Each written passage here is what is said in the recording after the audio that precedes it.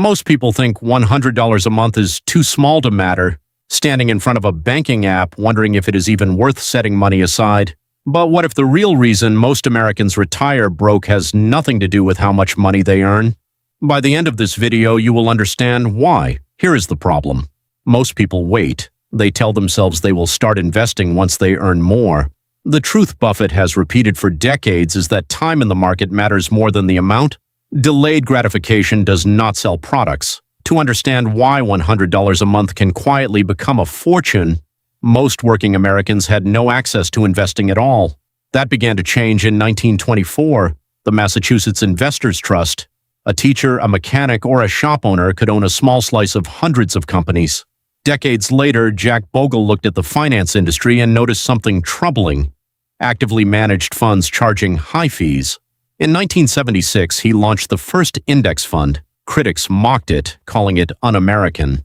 Today, index funds manage trillions of dollars, and Bogle is credited with saving ordinary investors more money in fees than almost anyone in history. This history matters. You do not need connections, you need consistency.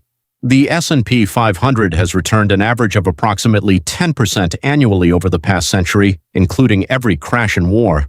That number includes the Great Depression, 2008, and 2020, one of the longest studied performance records in modern history. Now here is where the story becomes genuinely surprising. If you invested $100 every month starting at age 25, it would be several times larger, potentially exceeding $250,000, even though contributions totaled only $48,000. This is not magic. It is compound interest, quietly working in the background of your life. This is the counterintuitive twist.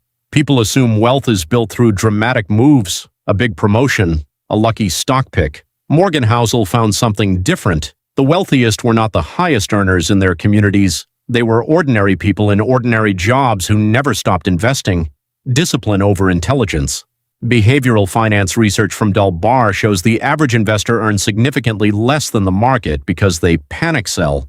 Dalio has spoken about how emotional decision-making destroys more wealth than volatility itself. This strategy removes emotion from the equation. The $100 a month strategy works precisely because it removes emotion from the equation.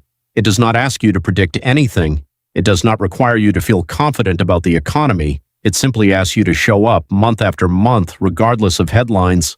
Of course, this idea has real critics and it deserves a fair hearing. Some financial analysts argue that focusing on small monthly contributions can create a false sense of security, distracting people from the more urgent need to increase their income or negotiate better salaries. Others point out that inflation erodes purchasing power over time, meaning $250,000 in 40 years will not have the same buying power it has today. These concerns are valid and should not be dismissed.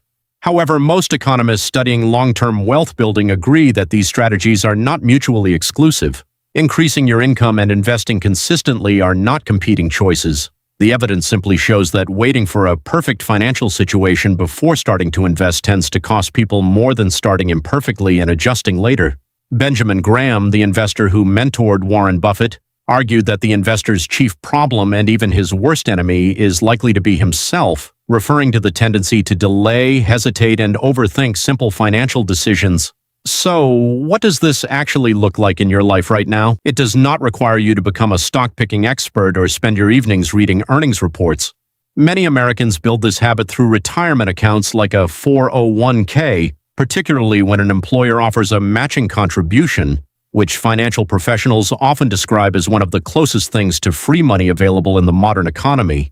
Others use a Roth IRA, which allows your contributions to grow without being taxed again when you withdraw them in retirement, provided certain conditions are met. The specific account matters less than the underlying behavior.